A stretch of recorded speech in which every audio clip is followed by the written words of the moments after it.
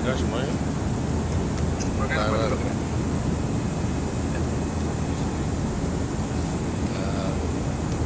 Kelihatan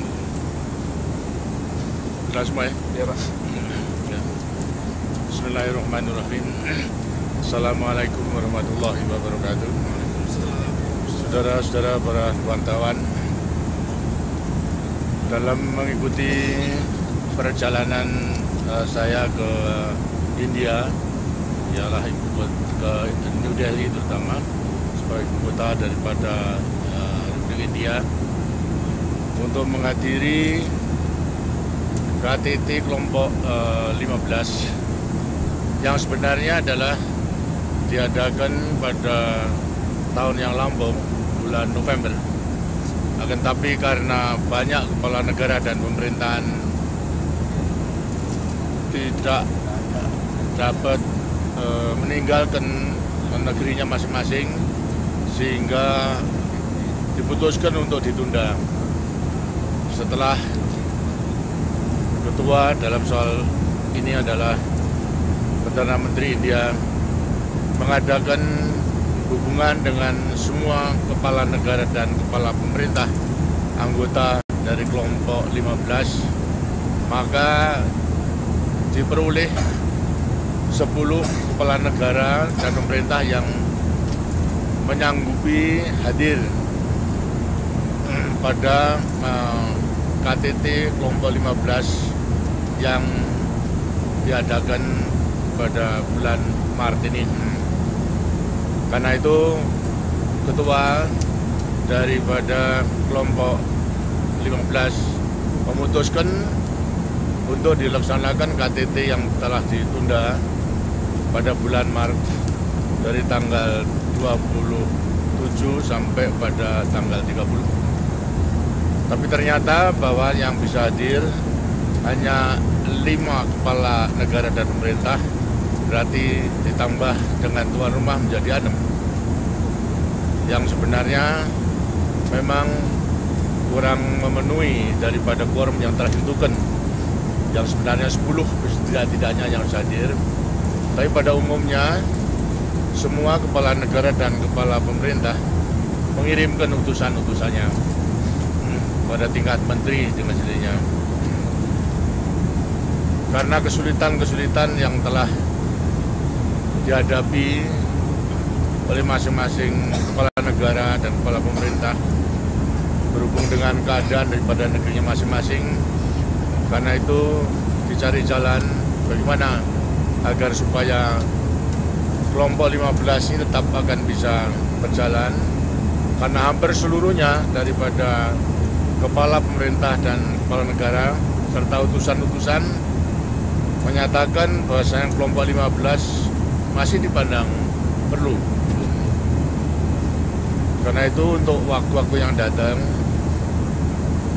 diadakan perubahan-perubahan bahwa kepala negara dan kepala pemerintahan yang memang harus hadir sendiri, tidak boleh mewakili kepada menteri, sekarang dirubah kepala negara dalam soal presiden bisa mewakilkan kepada wakil presiden, dan kepala pemerintah Perdana Menteri bisa mewakilkan pula kepada wakil Perdana Menteri. Dengan demikian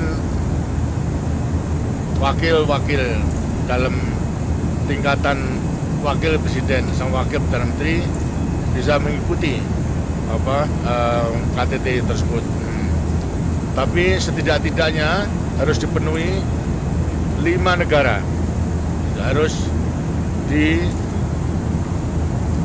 sendiri oleh kepala negara dan kepala pemerintah. Dan demikian masalah quorum itu adalah bisa diatasi, karena sekarang ini memang yang hadir hanya 5 kepala negara dan kepala pemerintah dan 1 tuan rumah, berarti 6. Ini bisa dipecahkan. Sebagaimana saudara-saudara mengetahui bahwa kelompok 15 ini lahir setelah KTT non-blok ke-9 di Biograd. Pada waktu itu dipandang perlu adanya kelompok kecil secara sukarela untuk bersama-sama memikirkan, bersama-sama menelaah untuk menghasilkan agar supaya keputusan daripada non-blok itu bisa dioperasionalkan, sehingga kelanjutan daripada KTT non-blok yang selalu mengambil keputusan-keputusan yang baik dan macam-macam, baik politik maupun ekonomi, supaya bisa dilaksanakan dengan sebaik-baiknya. Karena untuk membicarakan daripada seluruh 103 pada waktu itu anggota daripada non-blok tentu juga sulit. Karena itulah daripada kelompok kecil yang mewakili dari benua Afrika, Asia, dan Amerika Latin ini masing-masing secara sukarela mengelompok dalam kelompok 15 ini. Tugasnya seperti tadi mengatakan ingin menyumbangkan pikiran atau gagasan-gagasan mengenai pemilihan atau penentuan proyek sebagai kelanjutan daripada keputusan-keputusan non-blok tersebut. Inilah sebenarnya. Dengan demikian maka kelompok 15 itu tidak semata-mata bekerja untuk kepentingan kelompok 15 saja, akan tapi ya sumbangan pikiran yang nanti bisa disumbangkan kepada anggota-anggota kelompok, anggota-anggota gerakan non-blok lewati pimpinan, tapi juga diperluas dengan negara-negara selatan melewati kelompok 77. Karena itu gagasan pemikirannya kemudian lantas tidak semata-mata untuk kepentingan non-blok, tapi justru pada selatan-selatan. Karena itu berbagai negara yang kemudian menyampaikan saran-saran yang praktis agar supaya bisa dioperasionalkan proyek-proyek yang sekiranya bisa dilaksanakan dalam mewujudkan kerjasama selatan-selatan sebetulnya. Dan sekali lagi tidak semata-mata dari non-blok saja, tapi tidak berarti kepada kerjasama selatan-selatan. Nah, dalam KTT kelompok 15 yang telah lampau, telah diputuskan berbagai proyek masing-masing negara mengajukan proyek yang sekiranya bisa disarankan kepada negara-negara selatan untuk dilaksanakan oleh anggota-anggota selatan. Dan salah satu pengajuan pada waktu itu yang dicapai adalah setiap saran dan pelaksanaan daripada saran dan gagasan tidak perlu menuju pengesahan, memperoleh konsensus daripada keseluruhannya, tapi terserah kepada masing-masing negara anggota yang sekiranya memandang penting segera bisa mengikuti melaksanakan usulan-usulan daripada kelompok 15 dan mewujudkan berbagai proyek. Tentunya daripada negara yang majukan usulan-usulan proyek tersebut, konsekuensinya juga bertanggung jawab dalam melaksanakannya, menawarkan kepada negara-negara anggota non-blok maupun juga 77 berarti negara-negara selatan. Dan tentunya juga konsekuensinya di antara negara-negara kelompok 15 sendiri tentunya juga harus pelopori dalam melaksanakan daripada keputusan-keputusan tersebut. Terus ada dua macam. Satu, kalau kita mengusulkan, menyarankan, masuk hanya begitu saja sarankan. Maka yang mengusul harus bertanggung jawab untuk memimpin selanjutnya. Dan tentunya juga daripada kelompok 15, negara-negara kelompok 15 memberi teladan, memberi contoh untuk merealisir daripada semuanya itu. Nah, sebagaimana saudara mengetahui, beberapa negara telah mengajukan proyek-proyeknya, dan ini tentunya setiap pelaksanaan KTT ditinjau sampai di mana hasilnya daripada proyek-proyek yang telah dihasilkan itu, yang dipandang perlu bisa mewujudkan kerjasama selatan-selatan, terutama dalam bidang ekonomi. Dan usaha untuk meningkatkan kerjasama selatan-selatan itu sangat penting, Sebelumnya kita berjuang atau memang berusaha untuk menghidupkan kembali dialog Utara Selatan, khususnya dalam bidang ekonomi, pembangunan, dan juga investasi. Indonesia sudah datang mengetahui bahwa mengajukan beberapa proyek yang sekiranya bisa dilaksanakan atas dasar pengalaman daripada Indonesia yang telah diwujudkan, dipraktekkan, dan berhasil. Karena itu Indonesia menawarkan proyek-proyek itu dan telah disetujui. Di antaranya ada proyek mengenai pangan, kemudian yang kedua adalah proyek mengenai keluarga berencana, ketiga adalah proyek mengenai pengelolaan daripada pinjaman, lantas keempat kalau tidak salah dalam mengenai soal pembangunan yang berkelanjutan. Inilah yang telah diusulkan dan memang diputuskan, dan secara kebetulan sudah diperkuat pula dalam KTT non-blok di Jakarta, adalah KTT non-blok 10, proyek-proyek yang diajukan oleh Indonesia dalam kelompok 15 juga diterima oleh KTT non-blok yang ke-10 ini. Berarti sudah mempunyai kedudukan yang lebih luas lagi. Walaupun sebenarnya tidak disahkan dan diterima atau belum diterima di KTT non-blok, tapi sudah diterima di KTT 15, sudah merupakan bahan dan memberi kekuatan untuk dapat dioperasionalkan. Nah, ini semua proyek-proyek itu ditinjau sampai mana pelaksanaan dan berhasilnya. Indonesia dengan sini mempertanggungjawabkan pelaksanaannya bagaimana proyek-proyek yang diusulkan oleh Indonesia itu, terutama soal pangan maupun keluarga berencana.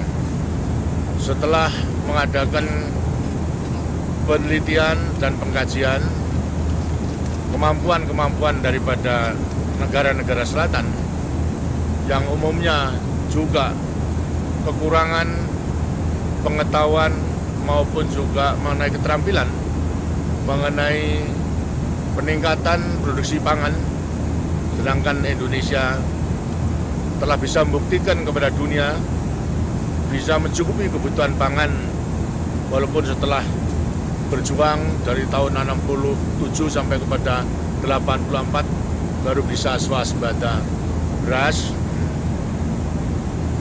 Bagi negara-negara berkembang untuk dapat mempelajari apa yang telah dilakukan oleh Indonesia, ya tidak mudah, karena masalahnya sebenarnya keadaan negara-negara berkembang sama dengan keadaan di Indonesia.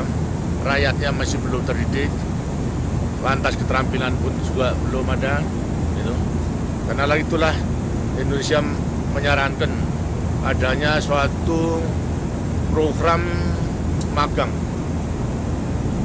Ya, tidak hanya para ahli-ahli yang pelajari, tapi justru daripada petani-petani itu sendiri yang harus mempelajari dalam praktek. Ya, kita mengundang petani-petani dari negara-negara berkembang, silahkan untuk datang ke Indonesia, kemudian belajar bersama-sama dengan petani-petani Indonesia. Begitu pula mengenai keluarga berencana begitu. Jadi tidak hanya para ahli-ahli ya, akan tapi juga para pelaksana-pelaksana di lapangan supaya dikirimkan ke Indonesia, kemudian belajar tidak hanya pada tingkat pusat, tapi sampai pelaksanaan di desa-desa. Yang kita nilai bahwasanya kunci utama dari keberhasilan keluarga berencana karena dukungan support daripada rakyat kecil itu sendiri, untuk rakyat di desa. Begitu pula daripada organisasi baik ulama maupun juga organisasi wanita, mulai daripada posyandunya, kemudian gerakan PKK-nya, semuanya mendukung dan ulama pun juga mendukung. Nah, ini yang harus dipelajari oleh para pelaksana-pelaksana di lapangan itu. Tapi ternyata bahwasanya mereka juga tidak bisa mengirim ke tenaga-tenaga itu karena kekurangan kemampuan dananya. Karena itulah Indonesia mencari jalan dengan program Triangle terus kerjasama segitiga antara negara yang ingin mempelajari ke Indonesia, tidak mempunyai kemampuan untuk membiayai, kita mencari pihak ketiga, apakah itu negara maju maupun juga lembaga internasional, umpamanya Bank Dunia, IDB, dan lain sebagainya, untuk membiayai dari petani-petani maupun tugas-tugas lapangan dari keluarga berencana ke Indonesia. Dan ternyata ini juga dapat tanggapan yang baik dari negara-negara di Afrika terutama. Satu, misalnya Gambia yang telah mengirimkan, Tanzania pun juga telah mengirimkan. Sekarang yang sedang merencanakan juga dari Senegal kemarin, kemudian juga dari Uganda. Semua ingin mempelajari dan ingin mengirimkan. Tinggal kita mencari pihak ketiga untuk membiayai tersebut, dan banyak kesanggupan. Seperti dulu pernah saya katakan, saya mengadakan pendekatan dengan negara maju, dan ternyata memang misalnya seperti Prancis akan membiayai daripada negara-negara yang berbahasa Prancis, artinya bekas penjajah Prancis, artinya negara yang dulu dijajah Prancis. Jadi tidak ada kesulitan. Ini perkembangan dan hasilnya akan terus bisa berjalan dengan baik. Sehingga demikian, para petani yang nantinya telah mengikuti pelaksanaan intensifikasi menggunakan bibit unggul, pupuk, obat-obatan, cara penanam yang baik, irigasi yang baik, ini kemudian bawa kembali ke negerinya menjadi kekuatan inti gitu, untuk mendirikan pilot proyek yang bisa dicontoh oleh rakyat. Karena dengan pendidikan secara visual itulah yang sebenarnya akan lebih membawa hasil daripada pendidikan melewati teori maupun juga penerangan-penerangan semata-mata dan lain sebagainya. Keluarga berencana lebih-lebih, terus banyak negara yang telah mengirimkan, dan ini akan berjalan terus.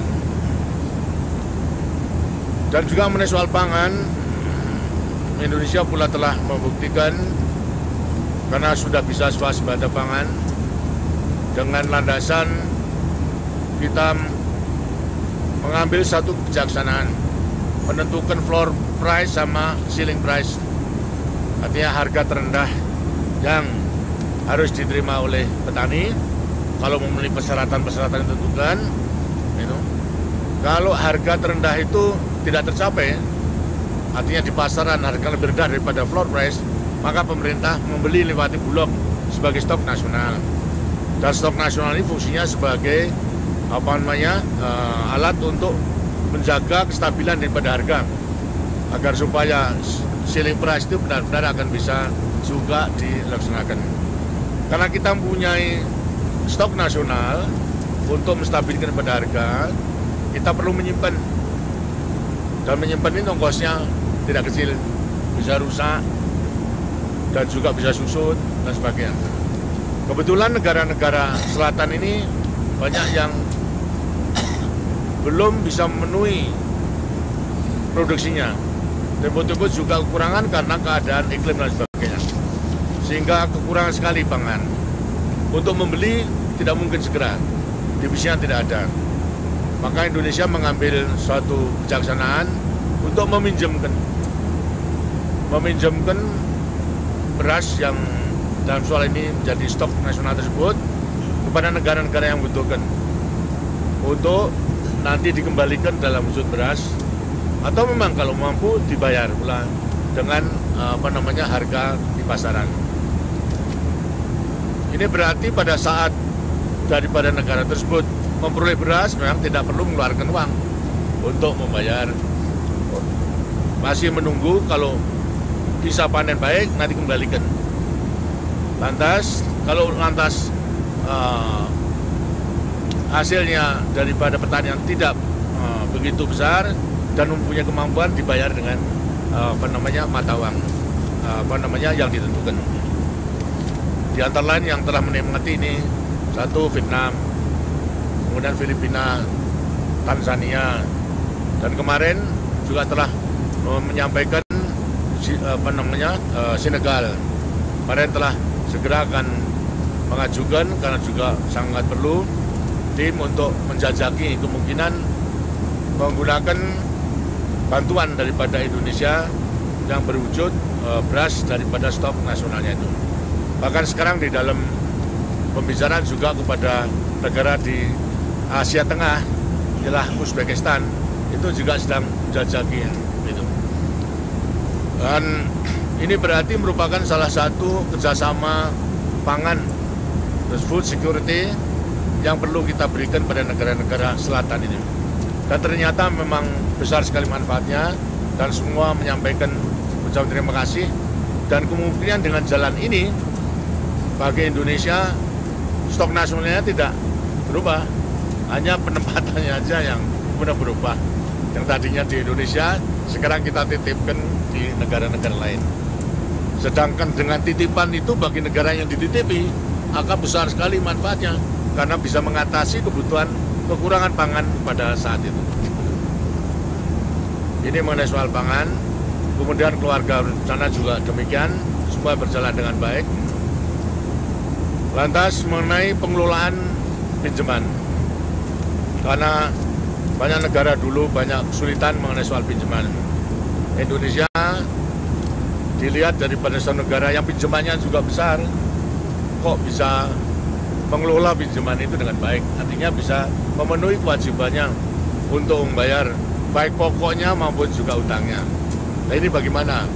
Pengalaman inilah yang kita tawarkan kepada negara-negara yang memang kesulitan mengenai soal pengelolaan daripada pinjamannya tersebut. Di antara 103 negara yang sekarang sudah dari 108 negara anggota non-blok, kurang lebih 50 negara yang betul-betul kesulitan mengenai soal pinjaman. Di antara 50 itu adalah 18 negara yang betul-betul tidak mampu dan mungkin mampu untuk membayar kembali daripada pinjamannya itu. Inilah Indonesia berjuang mendekati kepada negara-negara yang memberi pinjaman maupun juga lembaga-lembaga dunia yang memberikan pinjaman. Karena pinjaman daripada negara-negara berkembang itu ada 3 macam. Pertama kali adalah bilateral, artinya pinjaman yang diberikan oleh negara itu kepada negara selatan, tapi juga pinjaman komersial, ialah dari bank dipinjamkan kepada negara itu. Dan ketiga adalah pinjaman multilateral yang diberikan oleh lembaga-lembaga keuangan dunia, umpamanya Bank Dunia, lantas IDB, kemudian lantas Bank Afrika dan sebagainya. Indonesia telah mengambil satu kebijaksanaan, baik saya sendiri maupun saya menunjuk beberapa mantan menteri yang saya tugaskan untuk bersama-sama. Pertama, untuk memikirkan bersama-sama dengan ahli-ahli dunia ini. Bagaimana caranya untuk dapat mengatasi utang? Sumbangan apa yang bisa kita berikan? Mengenai pikiran-pikiran dan usaha-usaha untuk mengatasi pinjaman yang menyulitkan negara-negara yang bersangkutan, khususnya daripada 18 negara itu. Saya sendiri telah mengadakan pendekatan baik pada negara maupun juga secara kebetulan kemarin itu saya bertemu dengan presiden daripada Bank Dunia yang hubungan dengan pinjaman multilateral tersebut. Dari mantan-mantan menteri, diantaranya saya percayakan pada Profesor Wijoyo, kemudian dibantu oleh Saudara Radius dan juga oleh Saudara Sadeli. Gitu. Ini untuk mengadakan penjajakan dari semua negara-negara itu. Dan kemarin terakhir saya sendiri, karena masih ada kesulitan terutama daripada Bank Dunia, karena Bank Dunia itu adalah dananya diperoleh daripada donor, sehingga tidak mungkin untuk memberi kebijaksanaan keringanan-keringanan itu. Walaupun sekarang telah mengambil langkah-langkah untuk meringankan, tapi masih belum merupakan bantuan dalam mengatasi masalah pinjaman tersebut. Sekarang daripada Bank Dunia itu sudah memberi keringanan dan memberikan pinjaman dalam rangka IDA, akan tapi dengan persyaratan agar supaya kewajibannya untuk membayar pinjamannya itu harus dilakukan, padahal ya tidak mungkin. Yang berarti pula praktis tidak berjalan. Nah, kemudian karena Indonesia pernah mengalami menyarankan bahwa dibebaskan saja, itu tidak mungkin karena nanti sumber daripada dana yang macam-macam negara itu tidak akan memberikan karena akan hilang. Maka Indonesia menyarankan ya kalau tidak ini coba diperingankan saja, diadakan rescheduling seperti Indonesia dalam menyelesaikan masalah hutang-hutang yang lama itu. Dengan ketentuan-ketentuan yang berlaku pada IDA itu, ialah 40 tahun dibayar, kemudian 10 tahun grace periodnya, dan tanpa bunga atau bunga kecil. Yang berarti kalau itu bisa dilaksanakan, utang-utang yang lama itu diidakan 10 tahun belum akan bayar. Lantas sisanya perhitungan semuanya yang akan disetujui dicicil selama 40 tahun. Ya, tapi di sampingnya itu kemudian ada pinjaman baru yang lunak, yang berarti pula bahwasanya tidak perlu atau belum perlu memikul beban daripada utang 10 tahun daripada itu, tapi sudah ada pinjaman yang baru, berarti bisa melaksanakan daripada pembangunan. Ini yang diperjuangkan oleh Indonesia, termasuk pula di dalam menghadiri konferensi atau KTT G7 di Tokyo. Semuanya saya kemukakan melewati ketua daripada G7 maupun khusus kepada Presiden Clinton pada waktu itu. Setelah saya uraikan keseluruhannya secara spontan, Presiden Clinton segera akan mengadakan perubahan kebijaksanaan untuk meringankan negara-negara di Afrika, terutama sebelah selatan daripada Sahara itu. Nah, itulah antara lain kita gunakan momentum itu untuk mengadakan pendekatan-pendekatan itu. Tindak selanjutnya, setelah ahli-ahli itu berkumpul dan kita pula juga menghadiri konferensi negara-negara Afrika di Tokyo, maka langkah yang kita ambil adalah kita akan mengundang 18 negara ke Indonesia. Kemudian akan kita brief caranya untuk mengatasi soal pinjaman tersebut, terutama pengalaman Indonesia di dalam mencari keringanan beban daripada pembayaran utang, khususnya mengenai utang pada waktu Orde Lama.